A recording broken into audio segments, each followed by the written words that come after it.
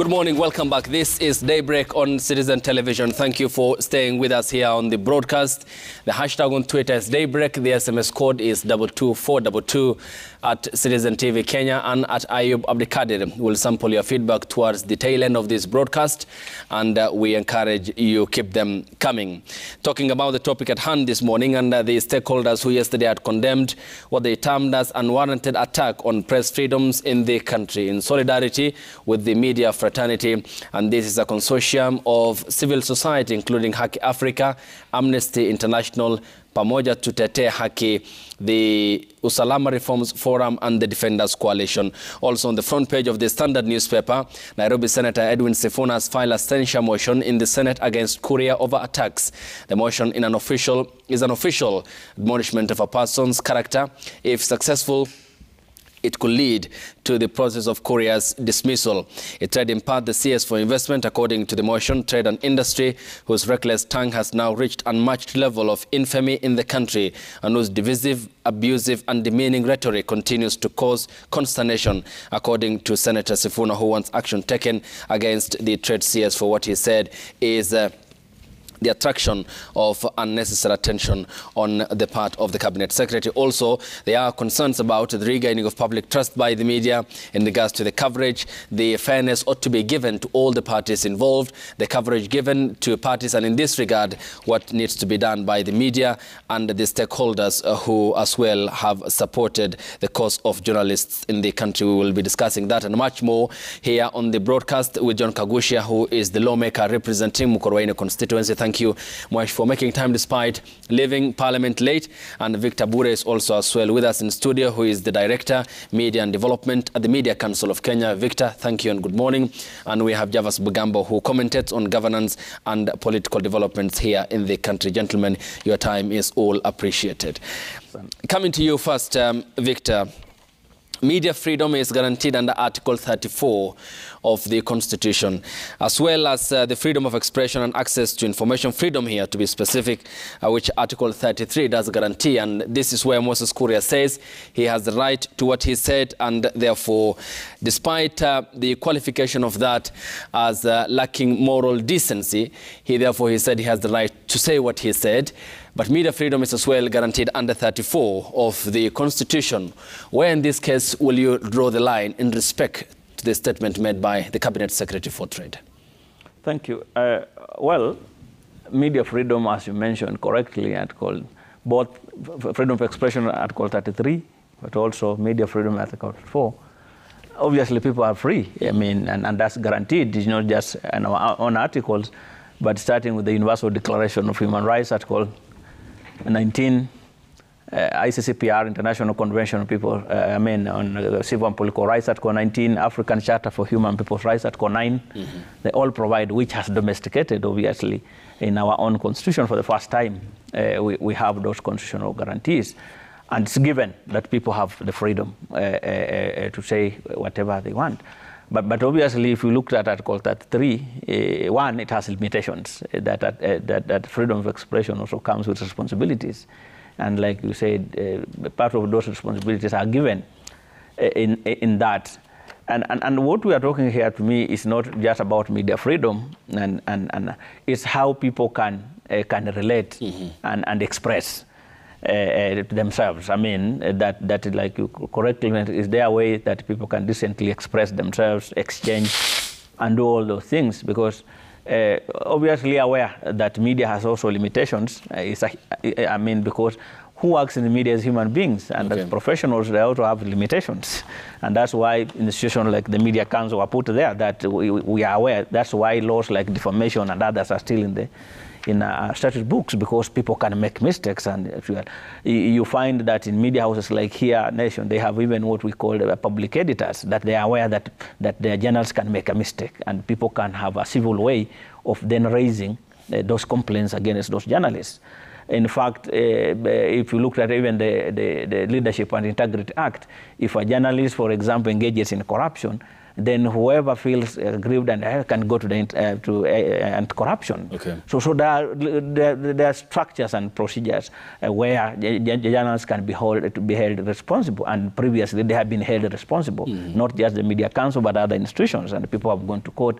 We have seen, in fact, one of the biggest threats in this country is judicial fines and punishment against media. We have where media houses have been punished up to 40 million Kenya shillings, 20 million against individual journalists and the rest. If you looked at KICA, the Kenya Information Amendment Act, in one of the areas people have been raised, there is a possibility where media can be fined up to 20 million and individual journalists fined up to 1 million. Those are already provided for. Okay, we will talk about even the significance of now media houses domiciling legal departments for an opinion regarding before the publishing of a story, because as you have mentioned, what amounts to defamation or character assassination of anyone who might move to court in regards to that. Therefore, the advice given by that legal department within the media houses here in the country to forestall consequences that might come out of the courts of law following a petition that can be filed in a court of law. Coming to you, Honorable Kagushia, even as we further discuss the bearing the profession has in any democratic dispensation, what's your comment on the statement made by Moses Kuria? Let's talk about first the issue of freedom of the media, and we say it's guaranteed under the Constitution. Article 34 guarantees the freedom of the media.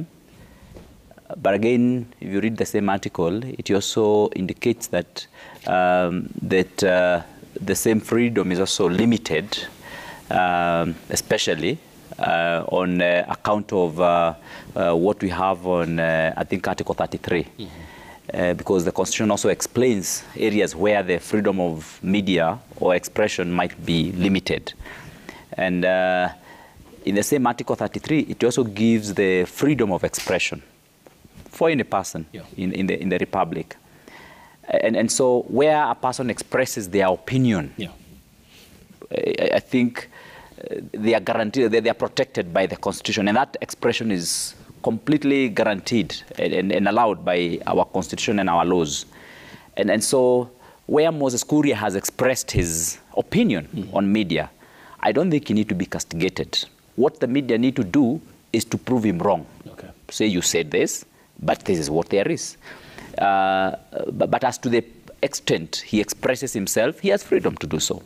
And nothing limits him, especially if he is not inciting any hatred and if he is not inciting any ethnic hatred amongst our ethnic communities.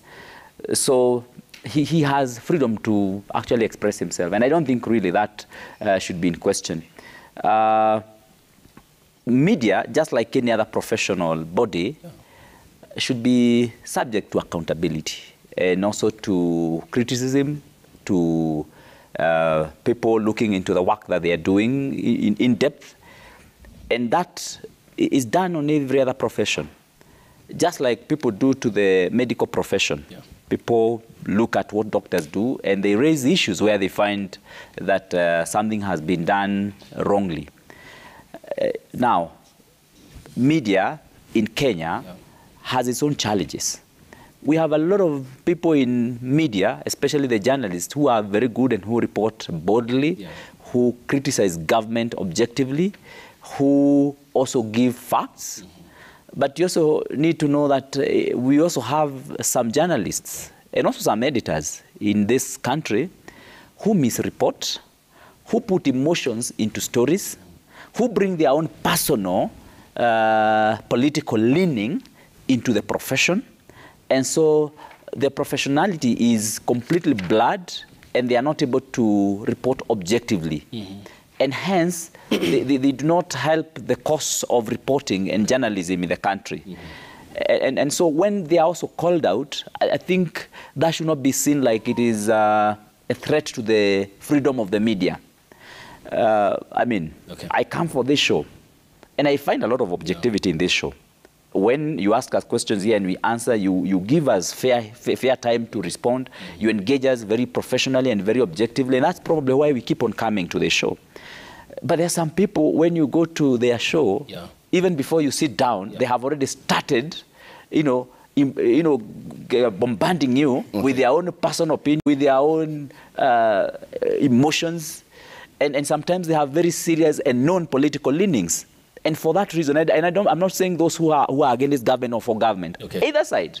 I know there are some people who are emotionally connected to Kenya Kwanza. Okay. There are some people who are eternally connected to the Azimio side. Okay, which is not the dictate of the profession. That's not the dictate of the profession. And it's good that you have avoided the blanket condemnation, because that clearly is not what the profession calls for. That is it. It calls for objectivity, it calls for neutrality, and that's why we play this vital role as the interlink between the power bearers, who are you, and also the power delegators, who are the people. We just an avenue. Now, having said that, before I come to Javas, the Constitution of Kenya establishes Kenya as a secular state. And in a free society like ours, you have the right to be offended by what says, for example, Kuria, and the right not to be offended. But there certainly is the moral limit and the legal limit. In your case, though, if that story would have been made, assuming you are the CS for trade, would you have used those remarks made by Moses Kuria? Well, I have seen a lot of things raised in social media, which I think Moses Kuria did not also say. For example, I saw a clip which is making rounds of something that I think some altercation he had like 10 years ago.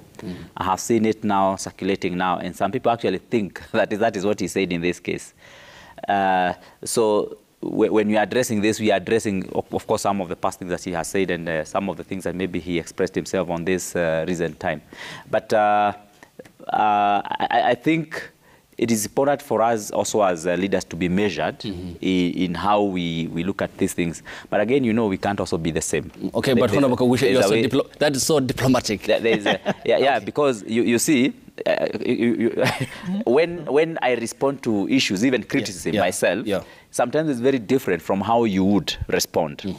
And what I can tell you, because me, I'm a spectator in this. I've been looking at what is happening with Moses Kuria in the media, and sometimes I've looked at the two sides and I've seen like there is almost no difference now. Because if you look at the high-handedness that Moses Kuria has engaged media on this particular issue, and the kind of responses you're also getting, insults and sometimes intimidation and cajoling, and you can clearly see I'm twisting, and a lot of vulgar language also against him, just like he did on the other side. So at this point in time, you can clearly see that Moses has somehow icked media to the extent that they have also over-responded, sometimes beyond the moral and ethical balance that they are supposed to maintain. So that is to mean, from where I stand, of course, Moses Kuria overdid it. He overshot. As he is known to do. That is his style. But on this other side, I also think media has also overreacted.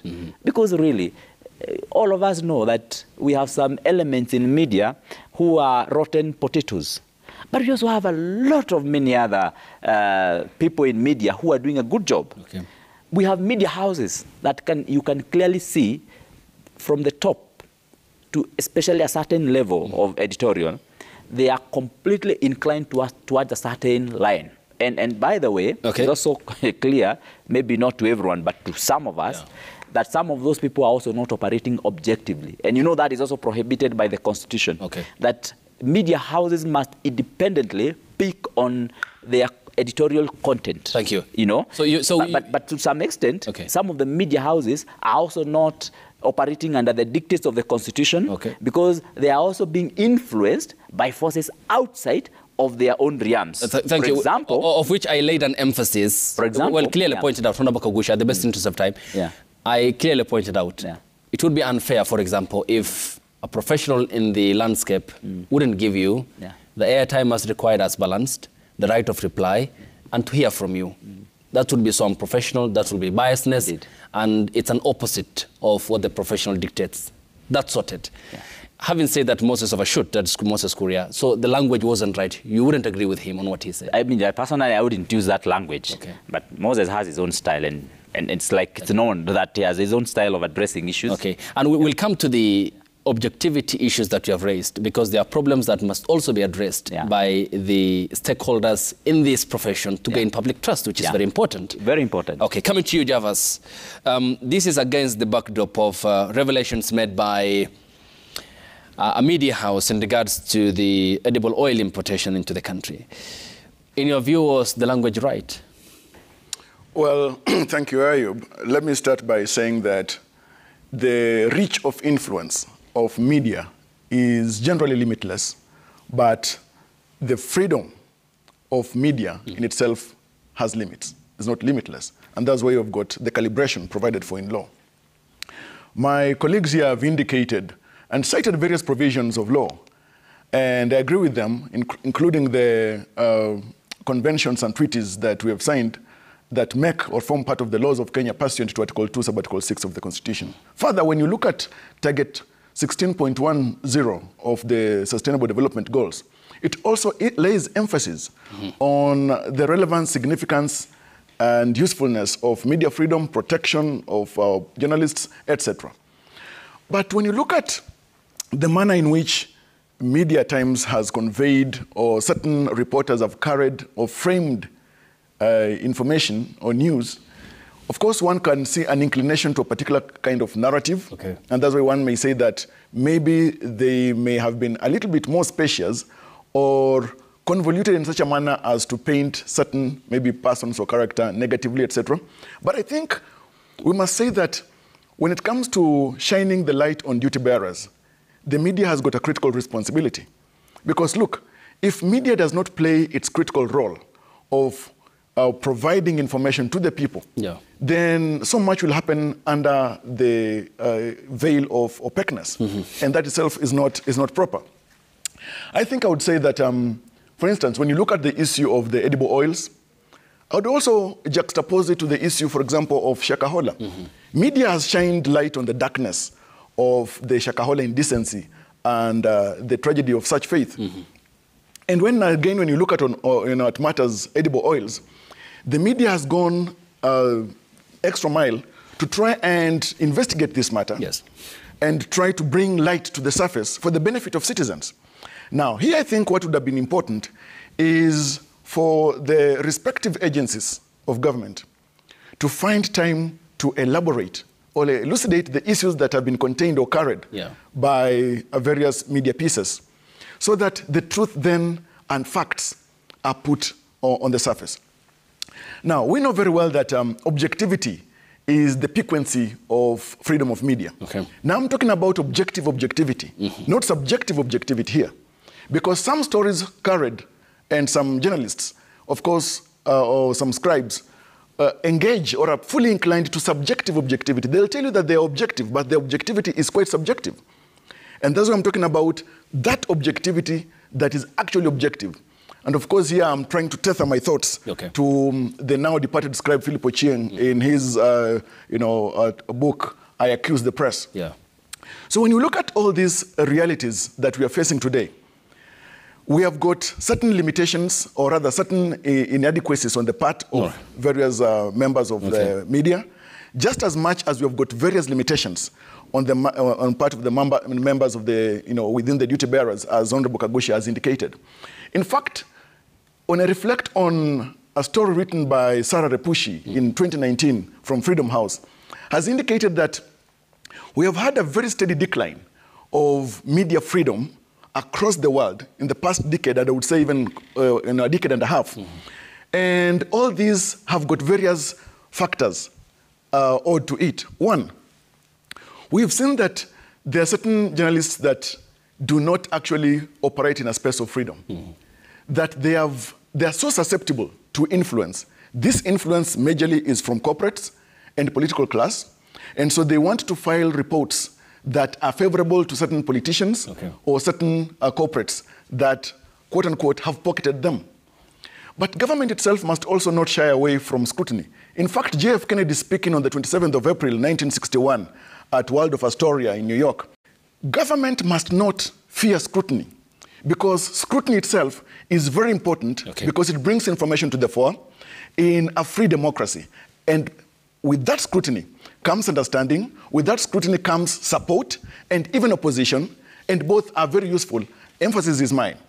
So here I'm looking at the issue of government being open to scrutiny for the benefit of the people, and media itself also not being so susceptible, especially the journalists, to being pocketed by whether it is government officials or politicians or even corporates. Now, just as I finish, I would say that some of these things also are because of the elasticity of the legal space or framework in which we operate. When you look at the Constitution, Article 35, we've got the access to information, all right, as a right. But then again, when you look at the kind of pieces of legislation we have got Official Secrets Act. So if at all the people have got a right to access information, and then again we codify official secrecy or some information that the people are not supposed to access, we are finding some kind of ambiguity that is not necessary for the health of that freedom of information, access to information, as well as information by duty bearers coming to the people for their own benefit. Victor, coming to you. Javas raises the point of whether the media outlets or media organizations are free of blame. And in this case, there has been the very evident problem of partisanship and poor journalism, not only here in Kenya, but across the world. But in our jurisdiction, however, how then do we address that very glaring problem, which is evident amongst the professionals in the landscape here in the country? Thank you. One, just to in one of the same media houses, we are talking about this poor media exports Shakahola, and everybody is in Shakahola. The same partisan media exports Kemsa, and people are sacked in Kemsa. The same media, which is this partisan, exports the kebs, the sugar, action was taken. But the same media, if they talk about oil, then they become partisan, then they're not professional, then they're not all those things. What changes? I mean, because we must also ask ourselves, are we being fair to the media? Because I would expect if media messed, for example, they got the story wrong and have action, then like you said, government has a duty, it's a duty bearer. Come out with the facts and say, you got it wrong, these are the facts. That's how people engage. And government media relations globally has been adversarial. That's why the media is called a fourth estate. Media is a political institution. So to say that media in Kenya alone globally will not be political, media is not a political, is wrong. Media is a political institution for all these years. In fact, 70% of media in Kenya here is owned by politicians, the same people we are talking about, including maybe Moses Kuria. So some of these things sometimes... But that does not mean then that what I'm telling they might, to some degree or to some scale, they micromanage. I mean, the ownership is not the challenge here. It's the practice by the professionals. Do we become objective or do we stick to That's the point then. Or do we stick to facts? Despite the ownership, as you have mentioned, then where is the drive towards objectivity and fairness? There are issues. I am aware Citizen has sacked journalists before. I am aware Nation has sacked journalists before if they find them unprofessional. So we cannot say that media in Kenya is so unprofessional, these people, and we gloss over when journalists are messing. You know our colleagues here who left, who were sacked because of that. We know colleagues in Standard who have been sacked. So where they are glaring and the evidence that journalists were compromised or unprofessional, media has an internal way of getting them off.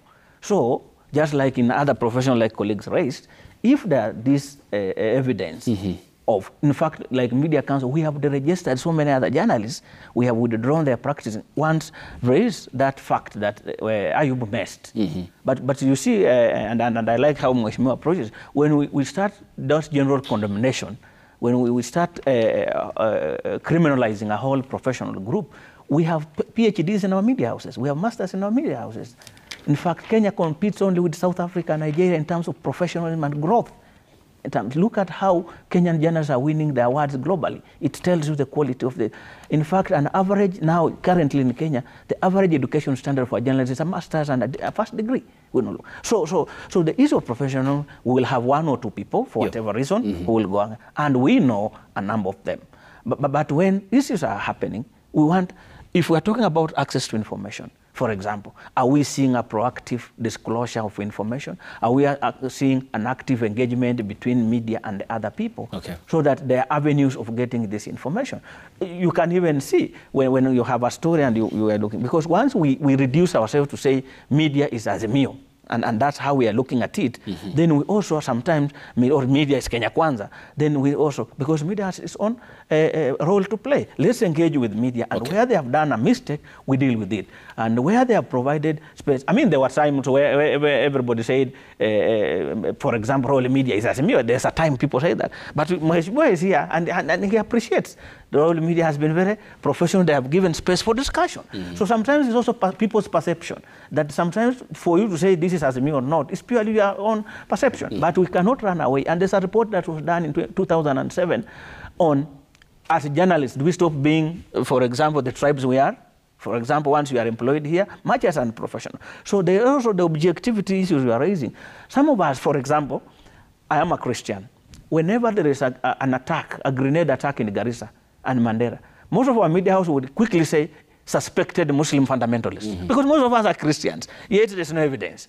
When you grew up in Badalangi, a poor person like me, sometimes there's a tendency to call rich people mabwenyenye and what. Some of those are inherent, and people struggle to shed off those, you went which school, you come to which tribe. So those things are there, and we cannot say journalists are disperfect, who have grown out of that. So those tendencies are there, but that's what professionals deem. That yes, you have this weakness, but objectivity must help you stop those. And people have done well. Thank you. So we cannot use one journalist maybe who has done that, then we say all journalists in Kenya are this or that. All right. And Honorable Kagushia, it's in the aftermath of the revelations done by the media coverage of the edible oil importation that Moses Kuria made the remarks that many have qualified as not meeting the moral decency threshold.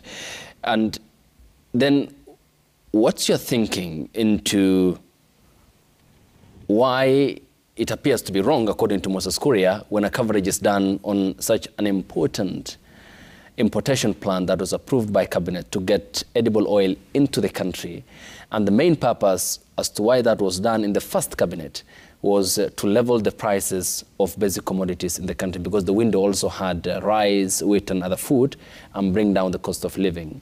Why certainly does the cabinet secretary and his principal secretary and also other officials in the ministry feel that it's wrong to cover the government when it gets wrong? I wouldn't want us to subject this discussion to the tragedy of a single story. Yeah. I would be happy if we can still remain more on the press freedom rather than dwell on a single story, because we are looking at how the broader picture. The broader picture. And I would be very unfair myself to condemn media, particularly because I have been with you now for 8 years. Yeah. I have been on media for 8 good years as a resource person, as a content provider, and I have done this almost every other morning, even when I have left work so late. Like now, when I left work at 1 a.m., I'm still here at 6 a.m. to still do what I do best and what I like doing. And I do this here because I find that, again, we are objective. But I have also avoided many other areas where I have also felt that there's no objectivity. And one of the challenges that I have found with our media houses, my brother here, Bure, has said that media houses has dismissed journalists on the account of misreporting. But I think more often than not, media houses declare journalists redundant when they reach a certain level of earnings. They shed them off and hire younger, cheaper journalists. And to me, that, by the way, I find it very unprofessional. And that has actually made me to stop going to a certain media house, because I relate with journalists so well for like 4 years. They rise up the ranks. And when they get to a certain level of earning, they are declared redundant. And then you come the following year, you find new journalists, and the others are all crying outside there. And for that reason, and they must know, I refuse to go to that media house, because I found them treating their journalists extremely unfair. And I thought I did not really want to be part of that. Sometimes I can't talk about it so openly, because I talk about it so openly, then I'm told I'm fighting the media. Again, is the press freedom. And I think that is a wrong approach to media freedom. And to me, that is one of the biggest challenges we have, because a journalist will be balancing between a low salary, some possible influences from other external forces, and presenting the facts. And for that reason, the media houses themselves act as an agent of curtailing their own media freedom. And I would wish that media owners would really reconsider their position on journalism. They should just allow journalists to grow and continue paying them as much, because media houses are also earning so much from all the adverts that they also receive and every other business they do. But where I find it challenging to some of the journalists is where you find them, they're cherry picking the information that they're giving us. More often than not, you'll find that they have selective omission of details. So they will give you information, but then they will cherry pick what they think you need to get, you know, and then they leave all the key important facts from a story. And so what then that person reads that morning does not end up actually being the correct position, because the person who was presenting to you that has actually manipulated your thinking. And then that is one of the challenges that we find in some of the reporting that we have with journalists. The other thing, of course, is that journalists, more often than not, will put their own opinions onto stories as though it were the facts. So they will put away the facts and more often than not push their own opinions to the readers. And so you'll wake up one morning, for example, and find that a headline has been put, MPs killing Kenyans. Are you getting? And really that is an opinion from someone. Because by MPs doing a certain act doesn't mean that they have also thought about it and they know what the outcome they want. But a person has come and declared that one is killing Kenyans. And that is an opinion. Is the problem the interpretation or the wordings? No. You know, the person who is writing that has what they want to achieve at the end of the day, which is in accordance with their opinions. Other times, you'll also find some of the headlines which are also illogical conclusions. You find that someone has presented some few facts here and there, of course cherry picking here and there, but the headline which is there sometimes, you read the headline, then you start reading the story, and there is absolutely no connection between the story and the headline.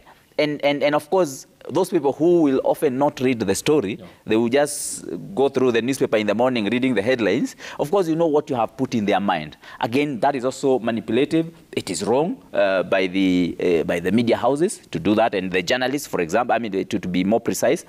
Of course, the other thing that you're also finding with our journalists is lack of context.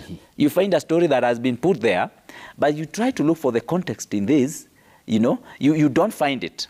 So you will find someone has presented certain facts in a certain way, but they are completely misplaced from the issue that they're trying to push to the people. So these are some of the challenges that we are having. And of course, I'm not very sure whether media houses sometimes also want to attract a very highly trained journalist. You find that most of our highly trained journalists now, what happens is when they reach a certain level of growth, some of them also will move out into international media. Because also I also say like we are not willing and ready to pay well our very well performing journalists, so we are not able to sustain and retain them. And for that reason, then we continue suffering from this low quality sometimes of coverage of stories and reporting of stories. All right. And I think that is what sometimes is bringing the fatigue, and also sometimes seeing, making media sometimes look like it is not really researching and presenting proper facts for encouragement of democracy, growth of the democracy in a country like this? Research is on a personal level, I would say that, because you, at the end of the day, a single unit in a pool of professionals, whether the media, in the medical space, or in the other professions. But you have mentioned three key problems which, according to you, must be addressed. And as a lawmaker, as a person who has been active in the media circles and across the country for the past nearly a decade, 8 years is nearly a decade, there are stopgap measures that have been put in place, for example, to channel your complaints in order to address a problem that you might have with a publication of a story, whether by print or by broadcast. In your view, then, for example, are those who are concerned about the media space in the country, like those who might have reservations about the coverage, adequately using these channels in order to bring cases they have against the media coverage of certain story or certain stories, so that there is a symbiotic way of addressing a particular problem which lies with the profession? You see, media, just like religious organizations and many other professional bodies, have in a way been left to regulate themselves. We have the Media Council. I know we have the complaints department in the Media Council. Yep. And they are supposed to be addressing some of those things. First, it would be very untidy if every other story that is not properly covered or facts are not well presented are taken to the Media Council. We would have so many complaints that are presented there every other day. I'm not even sure they would be able to handle that, because we have a lot of that. But again, you also need to ask yourself, what actions have been taken in the past when those kind of complaints have been presented? Case in point, we had a report about the attack and invasion of Matiang'i's home recently, which all of us, of course, know it was a facade. It was not true. There was no attack and there was no invasion to his house at night. But what happened? Quite a number of media houses did run almost the whole night the breaking news on the Matiang'i's attack. And it brought a lot of apprehension in the country. But no media did bring any facts to that issue, except for that reporting.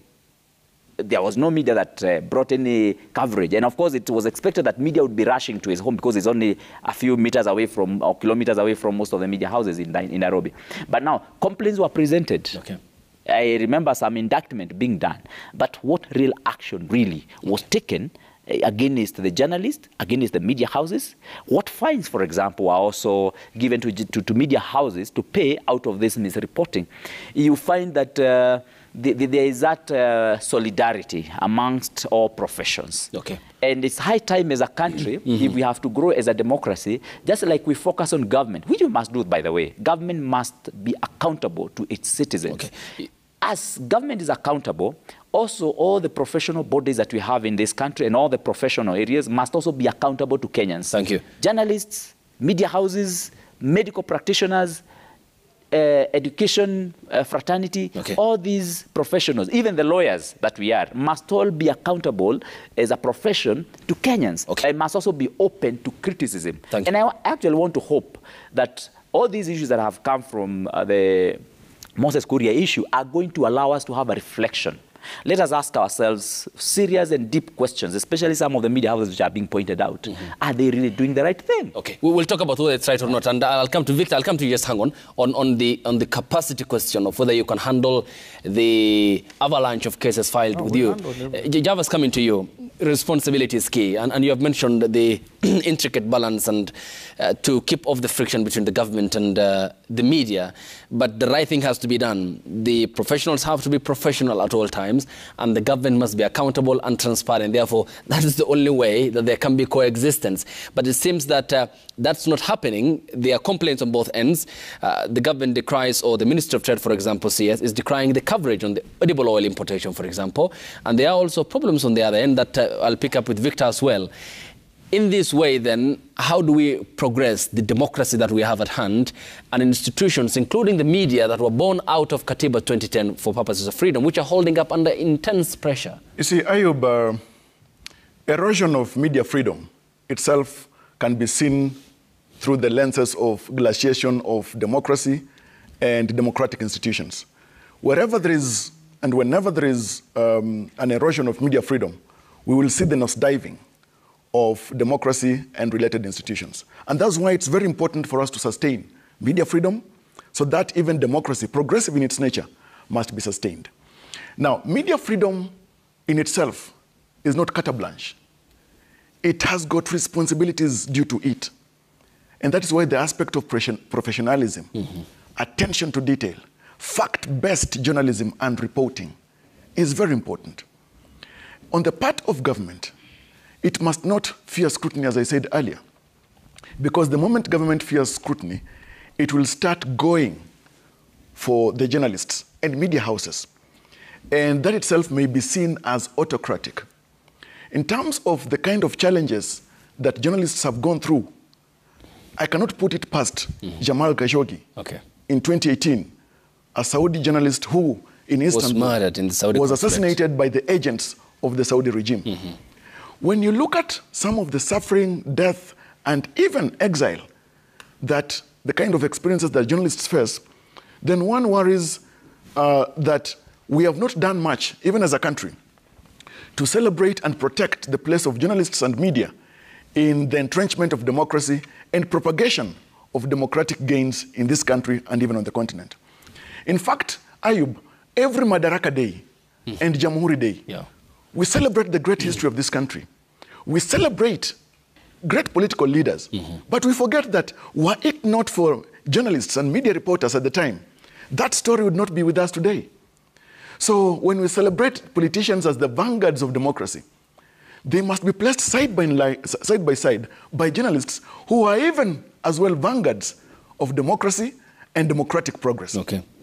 And so I appreciate that this discussion at this moment is coming against the remarks that have been made by the puissant Cabinet Secretary, Moses Kuria, and appreciating the state position that he holds. So much is expected from him. Now remember that, for instance, given some remarks that he made, that no agency should advertise with nation media. Yes. Now recall too that in terms of good governance, Article 10, Article 2, public participation, we know that for a call for public participation must be made, for example, in 2 leading dailies. Now suppose, for instance, we had Standard and Nation alone as leading dailies, and then there is such remarks against the nation media. Then does it mean that only, it's only the Standard that will carry, for example, an advertisement? Then it would go against regulations. And so I think in terms of the responsibilities of duty bearers, it's quite vital that the remarks are a bit measured because they have got a great effect. I've read the press statement by Nation Media Group. I've read the press statement by various institutions, including civil society organizations. Okay. Of course, castigating the remarks by the Cabinet Secretary, Moses Kuria. But I think this, to me, is an invitation to even an elevated discourse about the place of accountability, the place of reporting, and media freedom. In fact, any government that fears scrutiny cannot walk the path of accountability. And that's why the issue of creating that balance about fact-based reporting for the benefit of the people should be placed on an equilibrium on the place of fact-finding as well from the part of the government. Now, the other thing is that I have listened to President William Ruto from the time that he took office. I have seen, in fact, that if you were to look at it, place it against the backdrop of history, there is no president in his young months in government who has invited journalists to his office, the State House, for engagement, to be put on a spotlight about the delivery and the manifesto, the way President William Ruto has done. And so I would personally divorce the remarks of Honorable Moses Kuria not to be the position, the official position of government. Because when you listen to President William Ruto and how he has positioned himself and engaged journalists, you'd appreciate that he appreciates scrutiny. He's not shy of scrutiny. He has given himself to elaborate issues for the benefit not just of the media, but also for the benefit of the people upon whose government he is presiding. Okay, and Victor, I'll come to you because there are also other challenges that have been pointed out, but let's first sample the feedback on Twitter. The hashtag is Daybreak, the SMS code is 22422 at Citizen TV Kenya and at Ayub Abdikadir. Here is what you are saying. This is from Godi Barasa, where he says, in the recent remarks by Honorable Moses Kuria against the Nation Media Group is such an unfortunate affront of the media and by extension press freedom. Such remarks shouldn't come from anyone, especially not from someone who holds a higher public office. And Charlo Woodboy says the media should be allowed to do its work freely without intimidation. No one can win the fight against the media. Media knows more than we do. The government should be very keen while dealing with the media.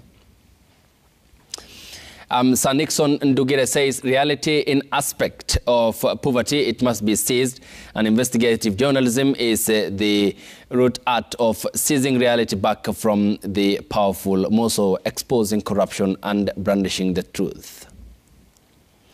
Babu Michelle K says the media only report what is true and they can substantiate, and if one is not comfortable with their remarks or reports, then they can make them accountable elsewhere, for example in court. There's no reason to abuse and intimidate anybody. It's unacceptable, he says. Sir Nixon says again, the reality and aspect of poverty. This is the same tweet. Up next, Engineer Lazaro says, Kuria verbal attacks on the media, just a populist ploy to distract our attention from the newly found fuel and sugar scandal. The media is a neutral source of information and can't be limited to a certain level unless the government is hiding something. Reverend Harry _Kosgei says, whereas the freedom of the media is guaranteed, media too must be objective, focused, factual. They shouldn't be biased. Kiprop Kenya says, we have a government whose officers tell outright lies without blinking. We must uphold freedom of press because it ends lies and misinformation fed to the public. Bob Otieno Wino says the media shouldn't focus on Honorable Moses Kuria's utterances if they are doing the right thing, as it will lower their dignity the more they are dancing to his tunes. Victor, coming to you, Honorable Kagusha pointed out the cases that are often filed before you. And what are the mechanisms to address that? How many so far have been addressed? And question number 2, what are the other challenges that you face as the Media Council of Kenya, which pertains to the profession and, to be specific, the media houses here in the country? Thank you. One, much as I'm responding, the biggest thing that we are seeing that as a country, we must also care about ourselves. In the sense, one, we limit media to press conferences alone. Media is a whole industry that employs people, that people have invested big time. So once we make it unfavorable for people to invest in that industry, how do we create jobs? That's one. Because currently we have more than 15,000 journalists. We have nearly 222 media radio stations, nearly 135 TV stations. That is investments, huge investment and people employed. So once we make it impossible for people to invest in this industry by this such approach, are we creating jobs? Are we not creating jobs? In Rwanda, for example, every year, November, they have what is called a national media dialogue, where government, stakeholders, and as an industry, not just a. 2, look at how, for example, when Kenya is looking for these international jobs, when our Kenyans are applying for big jobs, what role does media play in our foreign relations? Have we created a path where some of these things can come? And this can come through that relation, creating a relationship, much as this adversarial, but a relationship where media can be criticized, we can criticize others, but in a very civil manner. The killing of a journalist in Kenya only, in Kajiado last year, made Kenya to move from position 69 globally in media freedom to position 118. Now, what is the implication of this? SDG 16A, you have mentioned it. When we are making that report, the country report on security and safety in Kenya, and especially journalists, SDG report, what do we say when a country falls from? Do we care about our international relations? Do we care about how we are looked at globally? Much as we have these differences we are talking about. Now, who cares about these things? The other thing is, for example, as we engage, are there mechanisms like you raised that can deal with that? Yes. The law unspecified. That is KICA, the Kenya Information Amendment Act. 2013 has sections, multimedia appeal tribunals. People can make media council. There's a complaints commission, and people bring cases there almost daily. We have no outstanding cases as we are speaking. So you have resolved all the cases? Almost last year we did over 90 cases. I mean, they are resolved. 90%. Of what nature are they? Professional. The issue of inaccuracy, I mean, against the Code of Ethics, the 25 articles of the Code of Ethics, and it's resolved. The Act provides that, one, you can order for a correction and apology, you can fine up to 250,000 shilling again, and then you can name and shame. I mean, and many times Media Council, how many times have Media Council released reports, name and shame against editors, against media? We have done it. And that's also anticipated in the Act. It said you can name and shame. That's an intervention you can fine. And people have been fined. People have paid fines. I have told you we have recorded our press cards. There are people who have, because of misconduct. So that's action. It's many times we don't talk about it, so much. But I'm telling you, whenever cases are brought, sometimes one of the challenges we were getting was when people started turning the Complaints Commission into a courtroom. And they will start those arguments and adjournments and lawyers, and it used to take a lot of time. That the initial years, cases will take up to 3-4 years, and it became, very tedious. And that's why gradually, the new approach has been largely the mediation approach and the rest of, and case we don't have an outstanding case right now. Now, obviously, some people might not be satisfied with the judgments, and which again the law allows. If you are not satisfied with the judgment at the Complaints Commission, you can go to the High Court and see. And people have gone to High Court and go. There are people who have chosen to go through the courts because there are still laws. False publication of false news is still in our penal code and other laws. So people can still raise if they are not satisfied with the media. Media Council itself, we chose the way of name and shame many times, and we have released a number of reports that picks out and names and shames journalists who go wrong. We have now invested so much in public editors, and where, like now in the broadcasting sector, the Communication Authority of Kenya expects every media house, after every 3 months, you must bring the complaints that were brought against you and how you solve them. That's a compliance issue. So there are enough mechanisms that we can use to deal with where we are not satisfied.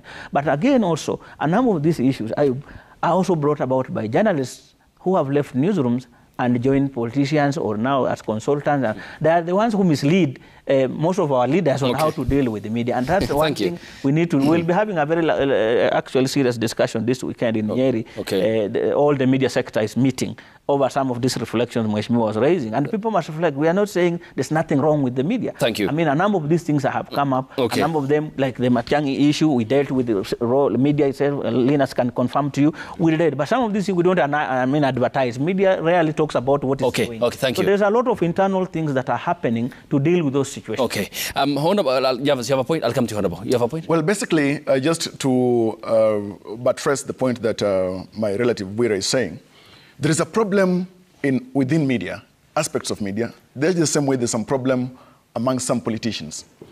And I think the character of brown envelope amongst some journalists is what is leading to this slump that we are facing today, where there is the characterization of, sadly, media as being unprofessional, yet the professionalism within media can and should be celebrated.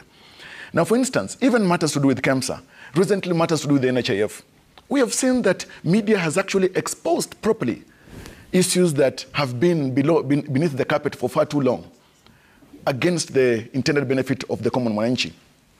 What needs to be done by the Media Association, by the media houses, is to weed these individuals who seem to be inclined, and by their inclination that is unprofessional, gives the media a bad name. Now, the media generally is a watchdog. In autocratic regimes, the media are seen as dogs much more than watchers. I appreciate and celebrate the fact that Kenya has not sunk to the levels of Belarus, Myanmar, China, Vietnam, and even South Sudan, or even Saudi Arabia, with regard to how it treats a country or a state treats media and the journalists. And so I think we are in not so bad a place. What needs is to see that, for instance, if we are targeting a certain politician or a certain media or a journal practitioner who is not acting professionally, then in terms of positioning issues, the condemnation also for government should not also be blanket. If it's a particular politician, let's say that that politician should have been measured, but not say government is appearing autocratic or using a sledgehammer against the media. Further, I think, like what Mheshimiwa said earlier, it is important for media houses to remunerate journalists properly. In 1851, an obscure journalist, correspondent by the name of Karl Marx, was poorly remunerated by the New York Tribune. And after that frustration, the backdrop of poverty and an ailing family, he left to do his own things. And of course, we saw now from his hands and his pen the germination of the seeds of Leninism, etc., that came forth. But he chose to quit other than being compromised. What is ailing us much more is certain journalists who are compromised and who've been now placed under the armpits of certain politicians or certain political parties. The media, if at all, media freedom is supposed to be what it's supposed to be called, free indeed. Then let it be free from the tethers of opposition parties and opposition leaders, free from the tethers of government influence as well. Honorable Kagusha, I come to you. Earlier on, we talked about, and you said you pointed out cherry picking, the lack of contextualization of a story, and also human resource aspects that Javas mentioned, but Victor, I'll also pick that up with you. And this in relation to the facts of the story that was highlighted, and this is in relation to the importation of edible oil. Allow me to read you the Kenya Revenue Authority memo on the whole import plan after the cabinet approval, which was the first to level up the prices of basic commodities in the country. The memo by the Kenya Revenue Authority said the Remissions and Exemptions Office shall facilitate the issuance of an exemption code to exempt 100% import duty. The other taxes, however, fees and levies shall be payable as per the applicable laws. Therefore, the Kenya National Trading Corporation, which was given the mandate to import the edible oil, though having the capacity to directly procure subcontracted, never paid customs duty at 35%, the import declaration fees at 3.5%, the Railway Development Fund levy at 2%, and the Agriculture Food Authority levy at 2.0%. It comes to about 42.5% in taxes, and it will cost billions of the taxpayers' money. Objective or subjective? Well, I'm not privy to the facts of this issue of the Well, it was in public. These are documents in public. I just read you what's in public domain. Yeah, I'm not really privy to those facts because as you can see, is a developing story. I want to leave it to you, the media. Investigate and give us the information. For us as parliamentarians, we are also going to be doing our bit. We are going to be focusing quite seriously on cabinet secretaries. And we are going to be focusing quite seriously on the executive. Because what we are saying as parliamentarians, we are raising funds for the government to work. But we are not going to allow any cabinet secretary or any executive member to misuse the funds that we are raising. The money that we are raising through the finance bill and through any other means must be used for the purposes that they are intended to. And the purpose here is to bring about economic change in our country so that we can be able to empower Kenyans. And we are very serious on that. And I'm telling Kenyans, watch this parliament. It's not going to be business as usual. For now, we are helping to ensure that the country is moving forward, but we are not going to allow any person to punch holes onto the work that we are doing. Having said that, I am also looking at the impact and the impact of the cases that have been resolved by the Media Council of Kenya, and I wonder whether it has helped in any way to improve journalism in this country. I mean, just the case we discussed here about the Matiang'i case, I don't know whether anyone was slammed with any charges, any fines. I didn't really hear any express apologies, to government, to Kenyans also for having given misleading information. So I think you give them a slap on their wrist, and there may not really be any impact on some of the resolutions that we are getting from the Media Council of Kenya, dispute resolution. That's working very well, emotional. Yeah. And if that was working well, probably we would have had people restraining themselves and becoming more serious with their profession. I'm also wondering, when we also have the Association of Journalists, when I listen to our unionists in Kenya, like NAT, KUPPET, the Nurses Union of Kenya, and all those other unions, they are very keen on speaking for the welfare of their members, so that their members do not suffer in poverty, and also do not get too much influenced from other sources because of low earnings. I wonder whether the Union of Journalists KUJ, also, who was supposed to be here, he has tried. They have been very vocal. If they were here, I would have asked them, are they also working for journalists? But we have, so that we can also have a journalist earning a fair pay also, so that they are also able to be objective. They're also able to raise their families just like any other person.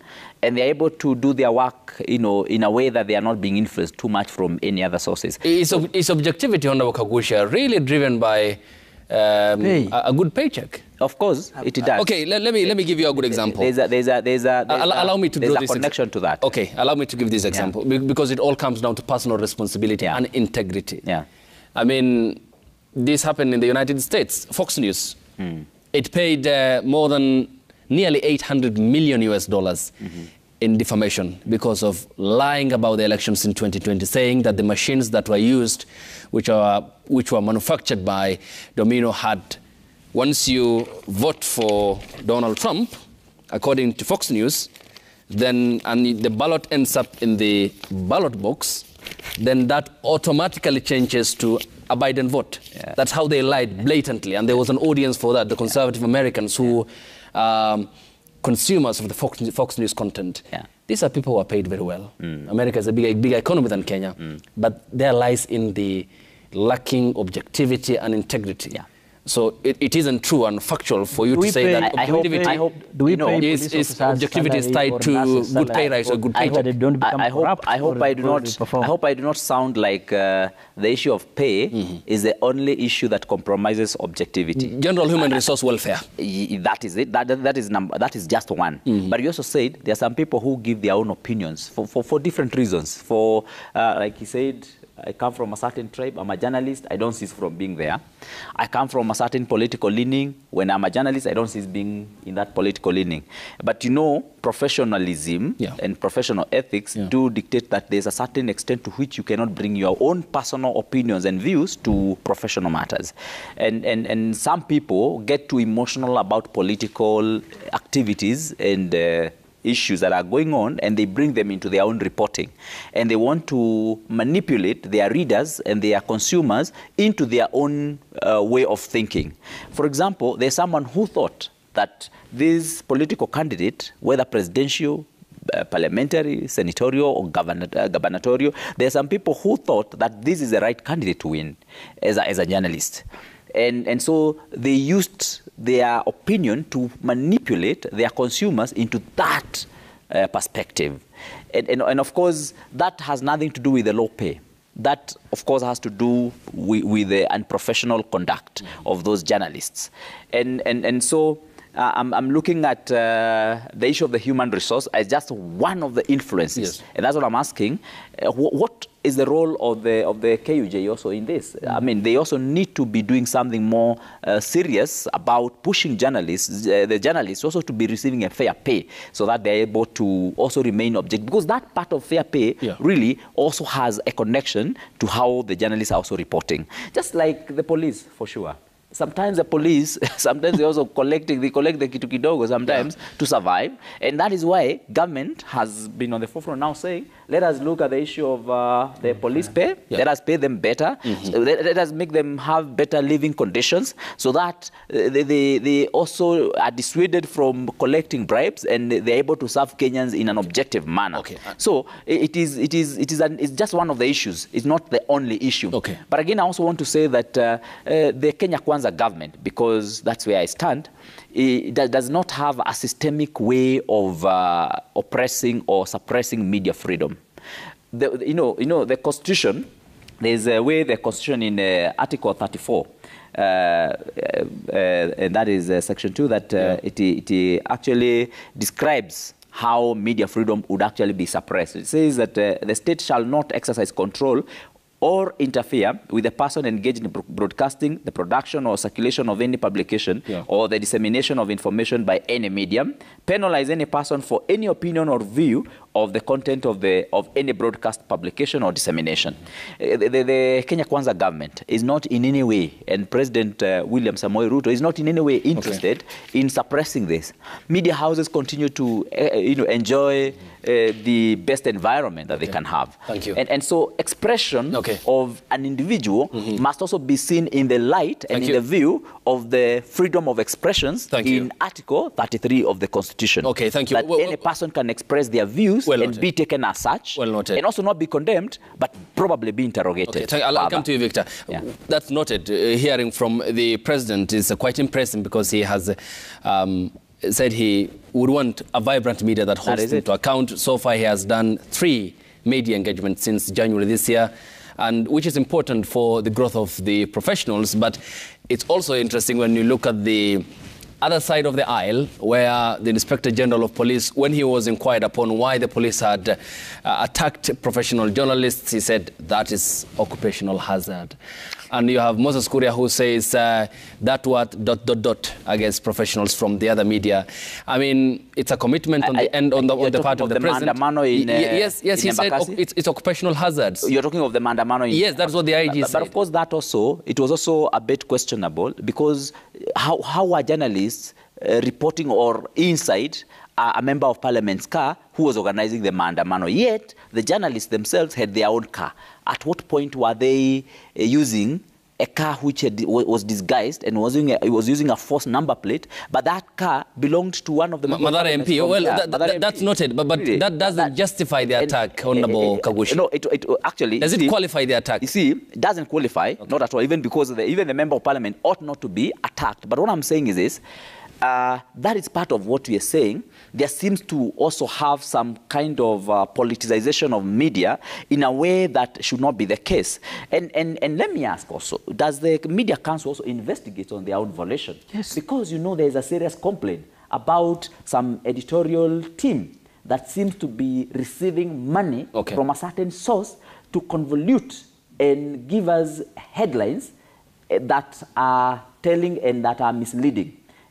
I mean, there has been that allegation that a certain media house sells their headlines. Every morning you wake up and you look at the headline, it's actually been bought by someone the day before. And some people have said that they are going to invest enough money to buy these headlines for the next 5 years. Thank you. I'll come to you, Victor. Yes, Javas. Are you able to investigate those kind of actions? We'll come to that. We'll come. Victor, you'll respond. You'll respond. Yes. I would say that it is not evidently the position of government to have an onslaught against media. And that can be seen from the manner in which President William Ruto has engaged with the media since he took office. I also feel encouraged by the remarks of Deputy President Honorable Rigathi Gachagua, who has said that he is diametrically opposed to the position of Moses Kuria that state agencies should not advertise with, say, nation media, as Moses Kuria put it. I would have wanted to take the view that possibly Moses Kuria had a slip of the tongue and a slip of the keyboard. But it will depend then on how also he comes out to stand strong on the pedestal as a leader in this country, as a state officer, because that is very important. Of course, I've seen some reports by certain non-governmental organizations now, of course, castigating, condemning government because of the position of Moses Kuria. Now, of course, while Moses Kuria is a critical state officer as CS for Trade, I think it must also be seen that government's position has been for the protection of media and its freedom and its independence. And that's why even the protection of the Constitution is there. In fact, why I'm saying I'm feeling encouraged, because when they took oath of office, President William Ruto, Deputy President Rigathi Gachagua, swore to protect and defend the Constitution, by which now they took oath of office and are sitting in those positions.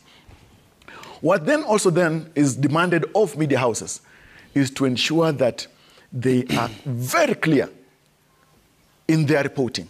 That clarity of professional engagement is what will save us from all these shenanigans that we are seeing. Honorable Kagushi speaks about certain editorial inclination and journalists being compromised.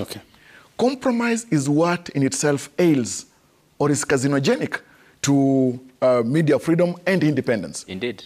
And so I think it's very important for us also to ensure that as we shine a spotlight or have microscopic eye in reporting and even oversight of government, it is important for us also to be as microscopic on the part of the media. I have had, why I'm taking this position is because some politicians, for example, in the opposition, are also now joining the choir in castigating government generally. Yet I've had, for example, a leading politician pick out a journalist saying that your name betrays you.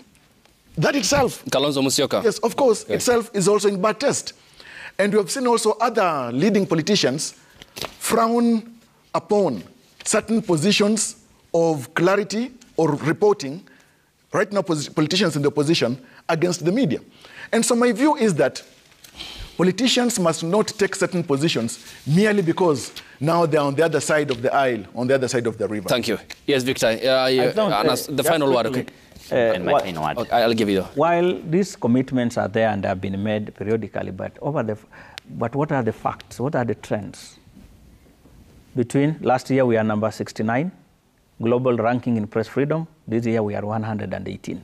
These are global rankings, not local. So the commitments by what are there. We have 22 laws in our constitution, which negate those 3 laws we mentioned every time, Article 34, 33, 34, and 5. There are 3, but we have other 22 laws that negate. Are we moving? Are we not moving? Those are issues we must look at. But like Mheshimiwa, you raised, yes, these investigations are there, and we have working with DCI and corruption. Whenever we get such allegations, we normally work, because we don't have police power, but we normally work with investigative agencies. Thank you. And where journalists are found to be culpable, like you are raising, Mheshimiwa, action is normally taken. That one I can assure. Yes, Honorable. We don't allow. The issue of human resources we have raised, and this meeting, there's a new now leadership at the Media Owners Association. We are aware they did election 2 weeks ago. This weekend we are having a meeting with Media Owners Association on the issue of human resources, welfare, payment. There are people who have gone for 6 months without being paid. There are people who have gone for a year, and that cannot be. You cannot expect such a person to work optimally if we are not paying them. Okay. So the issue of pay for journalists in Kenya is a major issue that we cannot run away, and that's why we are engaging media owners on the issue of they must pay their staff. Thank you. You can't allow staff to be begging from others, and then you expect them to work, and this is an investment. Thank so you. Yes, that we are taking it. He has put it very well. I actually wanted to say the biggest challenge of media freedom and media expression in this country is actually the working conditions and the human resource conditions of the journalists in this country. We interact with them many times. And I dare say that we must take bold steps as media houses to invest in the journalists that are the lifeline, the blood of these institutions. We must set up work better and best working conditions for them. We must look at the issues of, for example, of counseling when they undergo through torturers' coverage. Sometimes they cover very serious and terrible situations, like the journalists who are now covering Shakahola. I mean, is there any arrangement? Yes, we have. For example, for counseling. Council runs trauma counseling for journalists. I mean, are we having a media council trauma counseling center now in Shakahola? We have counseling journalists. Or is it in paper? Victor, do you have that? Is it an intention? There are arrangements, and you see, trauma is a very personal thing. We give the option, but once people come forward, Media Council has standby councillors across the country, and we support and we offer. Shakahola, the challenge was most of the journalists covering Shakahola come from Nairobi, but we had taken a center to Shakahola. Because of the distance, it was difficult for the local journalists to access the place. So a number of the journalists who started initially came from Nairobi. So when we took a counseling center... when was that center established? It's not a physical center. It's the regional coordinator for the Media Council who picks the journalists who need it. Then we connect them, because you see your relationship with your council. So you pick on how many? Because there are many. Any number, and we have done even this for so all. After picking on what is done? Okay, Victor. This is to get it clear. Okay, we want to get it clear. This is treatment. Okay. And personal. Yes, I'll give you the time to respond. Let's get it clear. So you pick on the journalists who are covering Shakahola, who are interested in that. You can't force somebody to do counseling. Okay. It's personal. Okay. For those who are interested then, yes, let's go with that number. Yes. That sample. Yes. Where are you taking them? First, and this thing that we have done since 2012 is not a new thing. Okay. The counseling, once an incident, we've done it everywhere. Once an incident happens, you put out a call to ask journalists who are interested in trauma counseling following what they have been covering. It's purely a personal, individual decision. Once that has been done, we put them connection to the counselors who are already on call. they will first initially do what is called group counseling, the whole team, then establish levels of who wants more counseling. It's a whole process. We have professional counselors on board since 2012, not just today, who once an incident happens, even following the mandamano things and what, we normally call out. We write to the editorial managers of all media houses, give us names of your journalists who covered such an incident and who can be. Media houses like Royal Media, Nation Media have in-house counselors, so it's not a new thing. Thank you. Okay. No, I actually, out of time. Yeah, that's okay. But really, to me, still what my brother here says looks like an intention, not a real issue on the ground. And many journalists then don't seem to have that information if they do. But again, also, I also don't want to put him to task because I also don't think this should actually primarily be his role as media counsel. I think this should be a role of the media owners and the media houses themselves. They are the ones who knows who does what, and they are supposed to have an office, for example, like here for counseling, where you are able to look at those journalists who have gone through those traumatic covering situations. And I think, and I say again, the biggest challenge and the biggest threat to media freedom and media expression in this country really is working conditions and the human resources issues of our people, of our journalists. Thank you. And once that is addressed, I can tell you many other things will be addressed. Thank you. Yes, Java's final words. Well, the fabric of democracy will be strengthened, even the better, when we have got freedom of media and independence, when you have got real professional reporting, fact-based journalism, but also when government gives itself up or makes itself open for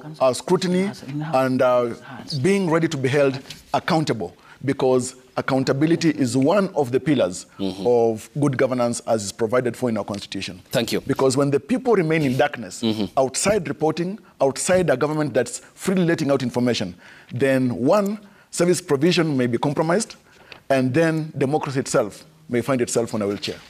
Thank you. Javas Bigambo, governance commentator, your time is all appreciated. John Kagusha, the lawmaker representing Mukurweini constituency, the county of Nyeri, thank you. Your time is all appreciated. And Victor Buria, the director, media and development at the Media Council of Kenya, your time is all appreciated. And many thanks for gracing us. Thanks as well for watching the broadcast and waking up with us here on Daybreak. The hashtag on Twitter has been Daybreak. The SMS code is 22422 at Citizen TV Kenya and at Ayub Abdikadir. Up next is Willis Raburu with health and lifestyle. We'll see you next week by the grace of God. Good morning. Why should somebody be offering 3 things for them?